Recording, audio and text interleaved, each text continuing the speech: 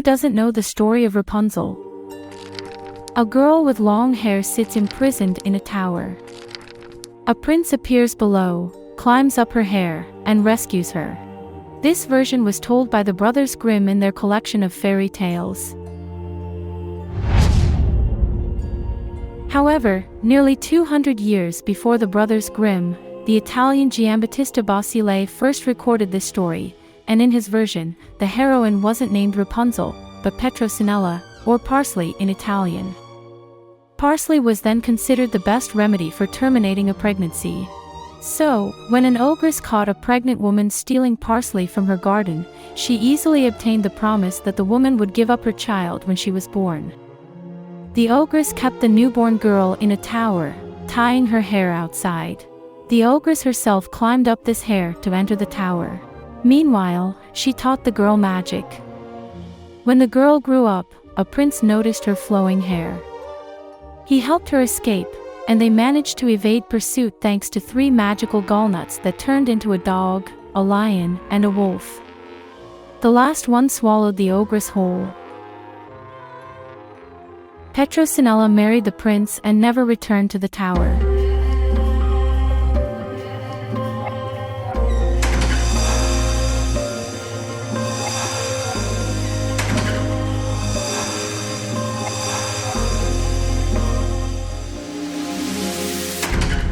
Greeting Wanderer. Today, we'll journey into the realm of the Tower card, which in many tarot decks is interpreted as a significant and often frightening change in life.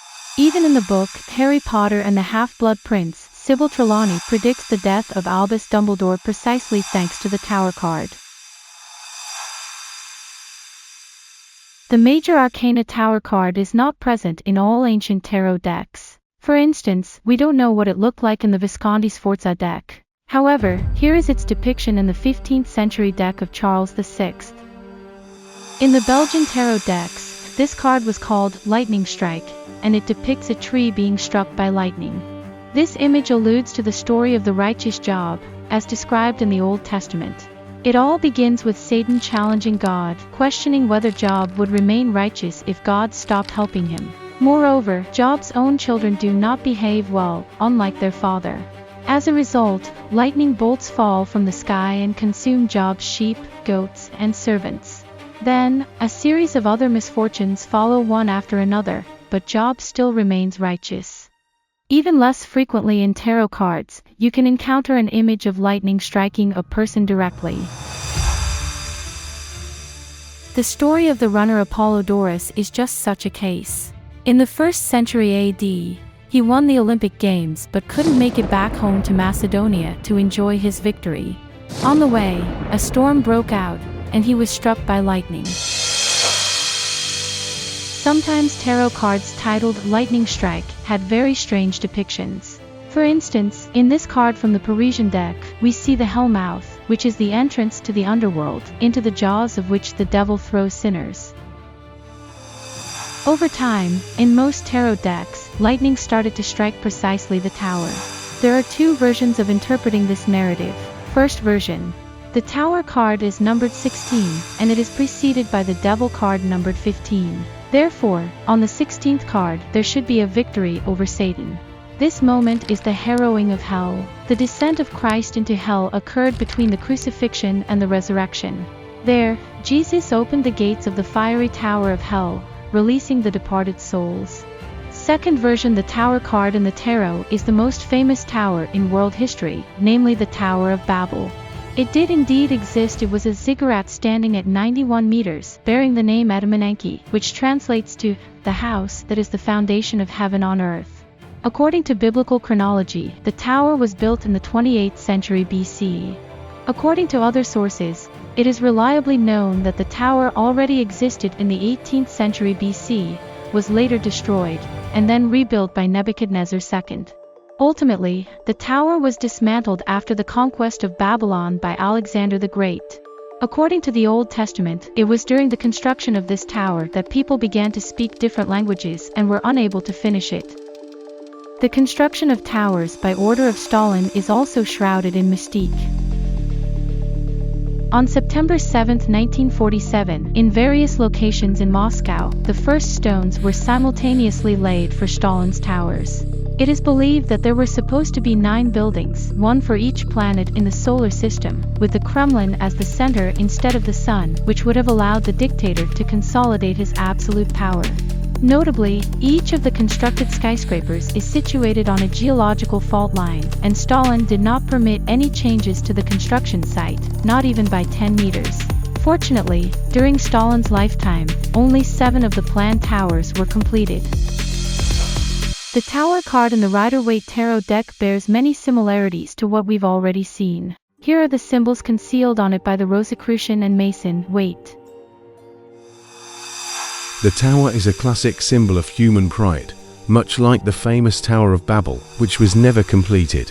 The crown on the tower symbolizes a refusal to acknowledge anyone's authority over oneself. The lightning bolt represents the finger of God. External circumstances that destroy what we have been building for so long.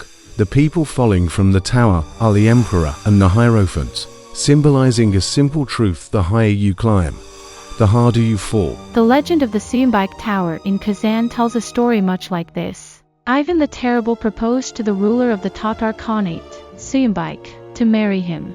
She proudly refused, offending the cruel Tsar, and he went to war against Kazan. Due to betrayal, the capital of the Khanate fell, and Khan Suyumbike was captured. She had to agree to become the wife of the Russian Tsar, but she set one condition. Moscow Tsar, build a beautiful tower in the center of Kazan in just 1 week, and I will be yours. Under the threat of a terrible execution, the craftsmen began their work. Each day, they built 1 floor. Exactly within a week, the work was completed. Suyumbike climbed to the very top, looked at her beloved city and the Volga, and threw herself down to avoid becoming the possession of her unloved one. The tower card in Tarot of Thoth is significantly different from all the other cards. Here is how Aleister Crowley describes this card. The main detail of the card is the Eye of Shiva the Destroyer. When opened, Shiva annihilates the entire universe. Shiva is often depicted dancing on the bodies of his devotees because the ideal can only be reached by destroying everything that exists. On this card, he releases the soldiers guarding the tower, which essentially serves as their prison. On the right side of the card is the Serpent Abraxas. It symbolizes the unity of the world of time and space, essentially an ancient mythological description of Einstein's theory of relativity. And if you add up the ordinal numbers in the Greek alphabet of his name, you get exactly 365, which is the number of days in a year. On the left side of the card is a dove with an olive branch in its beak, which Noah sent from the ark in search of land during the Great Flood, and it succeeded in finding it. On the Tarot Lenormand card, a non-metaphorical and very real prison is easily recognizable. Specifically, it depicts the towers of the Bastille, which were destroyed during the lifetime of the famous fortune teller. The cells of the Bastille saw visits from such renowned thinkers and writers as Montaigne, Boileau, and Voltaire.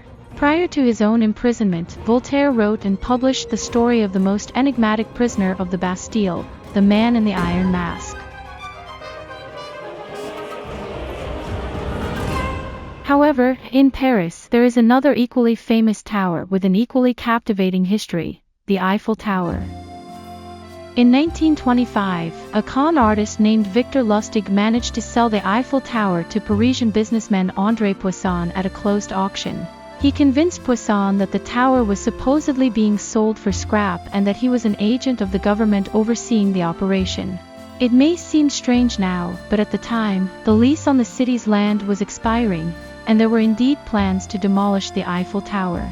The deceived merchant hesitated to report it to the police, and Lustig pulled off the same trick again. However, the new buyer decided to involve the police, and the scam was uncovered. What saved the Eiffel Tower from demolition at just the right time was the invention of radio. The iconic symbol of Paris became the tallest radio antenna in France. You can talk endlessly about towers. I didn't even mention the famous Leaning Tower of Pisa or the mysterious windowless skyscraper in New York. But I want to conclude with tower cards that are significantly different from what we've seen. On these cards, we see Adam and Eve, who are running out of the tower. That's all, Wanderer.